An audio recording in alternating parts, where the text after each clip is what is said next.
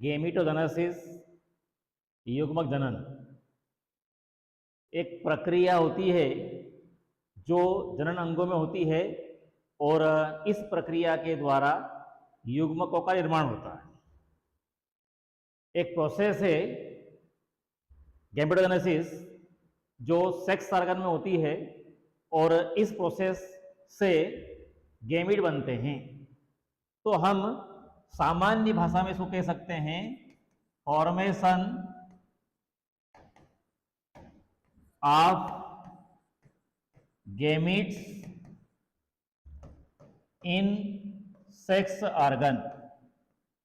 जो sex organ है, जनन अंग है, इनमें गेमिट बनने की प्रक्रिया गेमिटोजेनेसिस कहलाती है। अब जो सेक्स ऑर्गन है, जनन अंग है, वो कौन कौन से होंगे? तो फीमेल के अंदर ओवरी और मेल के अंदर टेस्टिस।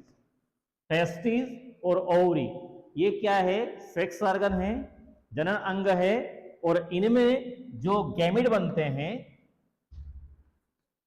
ओवरी होगी, इसमें ओवम बनेगा जिसको हम बोलेंगे फीमेल गैमिट मतलब अंडाणु, और टेस्टिस हैं, इसके अंदर बनेंगे स्पर्म जिसको हम कहेंगे शुक्राणु। सीधी सी बात है, शुक्राणु और अंडाणु बनने की क्रिया को एक साथ क्या कहेंगे? युग्मक जनन, गेमिटोजेनेसिस। शुक्राणु और अंडाणु क्या है? ये शुक्राणु और अंडाणु जो दोनों है, शुक्राणु और अंडाणु, दे आर गैमिट्स। ये क्या है? ये गैमिट्स हैं, ये युग्मक है, और इनके बनने की प्रक्रिया को ही क्या कहा जाता है? युग्मक जनन, gametogenesis. Formation of gamete in sex organ. Ovary के अंदर अगर अंडाणु बनता है, उस प्रक्रिया को भी हम कहेंगे गेमिटोजेनेसिस, और टेस्टिस के अंदर स्पर्म बनते हैं, उस प्रक्रिया को भी हम कहेंगे गेमिटोजेनेसिस। मतलब शुक्राणु और अंडाणु बने, ये प्रोसेस कॉमन रूप से क्या कहलाएगी? क्या कहलाएगी? गेमिटोजेनेसिस। ये डेफिनेशन लिखी हुई, इसकी परिभाषा लिखी हुई है। जनन अंगों में, जनन अंग मतलब अंडाशय और वसण, इनमें युग्मक बनने की प्रक्रिया मतलब अंडाणु और शुक्राणु बनने की प्रक्रिया को युग्मक जनन कहा जाता है। Formation of gametes in sex organ is known as gametogenesis. एक ही लाइन पढ़ी है हमने अभी, जनन अंगों में युग्मक बनने की प्रक्रिया। ये जो गेमिटोजेनेसिस है, युग्मक जनन है, ये प्रक्रिया मुख्य रूप से 3 स्टेप में पूरी होती है। पहली जो स्टेप है इसमें वो है गुणन प्रावस्था, मल्टीप्लिकेशन फेज। सेकंड वृद्धि प्रावस्था, growth phase. Third maturation phase, परिपक्वन प्रावस्था। इन 3 अवस्थाओं के द्वारा शुक्राणु भी बनते हैं और अंडाणु भी बनते हैं। अब ये जहां पे जिस अंग में बनते हैं, उस अंग के अंदर कुछ सेल्स रहती है, तो सेल रहती है, उस सेल को हम बोलेंगे जर्म सेल। जर्म सेल या तो होगी ओवरी में तो वो अंडाणु बनाएगी, या होगी टेस्टिस में तो वो शुक्राणु बनाएगी। कॉमन रूप से क्या बोलेंगे उसको? Germ cell. तो जर्म सेल है, ये पहले अवस्था कौन सी आएगी? गुणन प्रावस्था। हम पढ़ रहे हैं स्टेजेस ऑफ गेमिटोजेनेसिस, युग्मक जनन की प्रावस्थाएं। पहली प्रावस्था कौन सी है? गुणन प्रावस्था। गुणन प्रावस्था में क्या होगा? जो जर्म सेल है, ये जर्म सेल, इन जर्म सेल के अंदर माइटोसिस होगा। इन जर्म सेल के अंदर होगा समसूत्री कोशिका विभाजन, जिसके द्वारा ये जो कोशिकाएं हैं, जर्म सेल है, ये अपनी संख्या बढ़ाएगी। अपनी संख्या कैसे बढ़ाएगी? पहले होगा इसमें एक बार विभाजन, तो 1 से 2 कोशिका बन जाएगी। फिर दूसरी बार होगा तो 2 से 4 कोशिका बन जाएगी। तीसरी बार होगा तो 4 से 8 कोशिकाएं बन जाएगी। तो गुणन प्रावस्था में क्या होगा? जर्म सेल के अंदर समसूत्री विभाजन होगा, जिससे कोशिकाओं की संख्या में वृद्धि होगी। कोशिकाओं की संख्या 1 से कितनी हो जाएगी? 8 कोशिकाएं बन जाएगी। इसका मतलब ये हुआ है कि जर्म सेल के अंदर 3 बार समसूत्री विभाजन होगा। तो 1 से 2, 2 से 4, 4 से 8।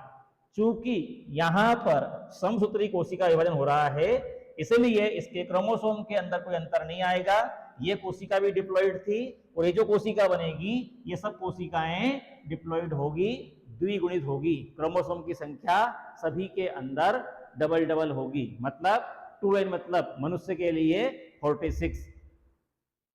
दूसरी प्रावस्था है, इसका नाम है वृद्धि प्रावस्था, ग्रोथ फेज। वृद्धि प्रावस्था में क्या होगा?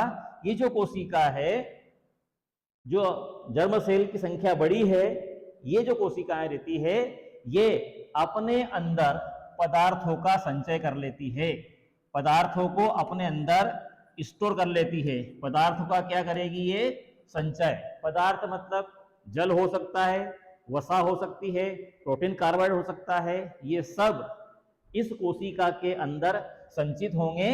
जो कोशिका रहती है, इसका आकार बड़ा हो जाता है और बड़े आकार की इस कोशिका को हम कहेंगे गेमिटोसाइट। मतलब ये कोशिका आगे चलकर गेमिट बनाएगी। गेमिट बनाने वाली कोशिका को गेमिटोसाइट कहा जाता है। तो वृद्धि प्रावस्था में क्या होगा? ये जो कोशिकाएं हमने बनाई है पुनर् प्रावस्था के द्वारा, इन सब कोशिकाओं के अंदर पदार्थ का संचय होगा, प्रोटीन का, कार्बोहाइड्रेट का, फैट्स का, मिनरल्स का, वाटर का। अधिकांश केमिकल इसमें संचित हो जाते हैं, एकत्रित हो जाते हैं, प्रवेश कर जाते हैं, जिससे कोशिका का आकार बड़ा हो जाता है। तो जर्म सेल से हमारे पास क्या बन गई? गेमिटोसाइट। कौन सी प्रावस्था में? वृद्धि प्रावस्था में, ग्रोथ फेज। तीसरी जो प्रावस्था है वो है परिपक्वन प्रावस्था। परिपक्वन प्रावस्था, मैच्योरेशन फेज। ये जो प्रावस्था रहती है, इस प्रावस्था में क्या होगा? इस प्रावस्था में ये जो हमारे पास गेमेटोसाइट कोशिका है, गेमेटोसाइट सेल है, इसके अंदर अब होगा अर्धसूत्री विभाजन। इसके नाम में ही लिखा हुआ है अर्धसूत्री कोशिका विभाजन। मतलब अब क्रोमोसोम की संख्या 46 से आधी हो जाएगी, 2n से n हो जाएगी। तो इसमें अर्धसूत्री विभाजन होगा। और आपको मालूम है, आपने पिछली क्लास में पढ़ा है, 11th में पढ़ा है, अर्धसूत्री विभाजन 2 अवस्था में पूरा होता है। पहले होता है मियोसिस फर्स्ट, इसमें क्रोमोसोम हाफ हो जाएंगे। फिर बाद में होगा मियोसिस सेकंड, जिसमें क्रोमोसोम की संख्या आधी नहीं होगी। तो ये जो कोशिका थी 2n, इसमें पहला विभाजन होगा अर्धसूत्री विभाजन। तो ये 2 कोशिका बन जाएगी। ये दोनों कोशिका कैसी होगी? ये होगी n, हेप्लॉइड। मियोसिस फर्स्ट, अर्धसूत्री पहला विभाजन जो होगा, उसमें क्रोमोसोम की संख्या, गुणसूत्र की संख्या आधी हो जाएगी। तो ये 2 कोशिका बनी, ये हेप्लॉइड है। इसके बाद में फिर इसमें होगा, इसमें मियोसिस सेकंड, इसमें होगा मियोसिस सेकंड अर्धसूत्री दूसरा वाला विभाजन। इसमें एक कोशिका से 2 कोशिका बन जाएगी। और इस प्रकार से ये जो 4 कोशिकाएं बनी हैं, ये 4 कोशिकाएं अपने अपने हिसाब से गेमिट बनाएगी।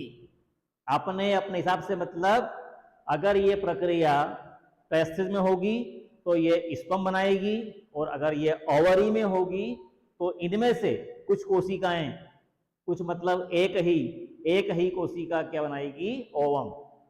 उसकी प्रक्रिया हम आगे देखेंगे। जो गेमेटोजेनेसिस है, युग्मजनन की प्रक्रिया है, ये सामान्य अवस्था में इसमें 3 प्रावस्थाएं पाई जाती है। पहली अवस्था जो है, पहली प्रावस्था है गुणन प्रावस्था। इसमें समसूत्री विभाजन होगा, जिससे कोशिकाओं की संख्या बढ़ेगी। दूसरी प्रावस्था है ग्रोथ फेज, वृद्धि प्रावस्था। इसमें पदार्थों का संचय होगा, जिससे कोशिका का आकार बढ़ेगा। और तीसरी जो प्रावस्था है परिपक्वन प्रावस्था, इसमें अर्धसूत्री कोशिका विभाजन होगा, मियोसिस होगा, जिससे द्विगुणित कोशिका से अगुणित कोशिका का निर्माण होगा।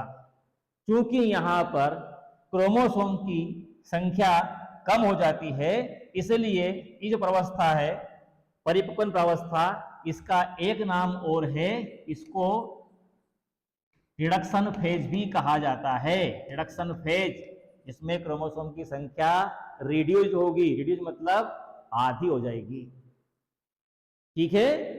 इसके बाद ये जो गैमेटोजेनेसिस है, इसके टाइप्स मैंने शुरू में बताया था आपको कि शुक्राणु बनेगा टेस्टिस के अंदर, वो प्रक्रिया भी गैमेटोजेनेसिस, और ओवरी के अंदर ओवम बनेगा, वो प्रक्रिया भी गैमेटोजेनेसिस।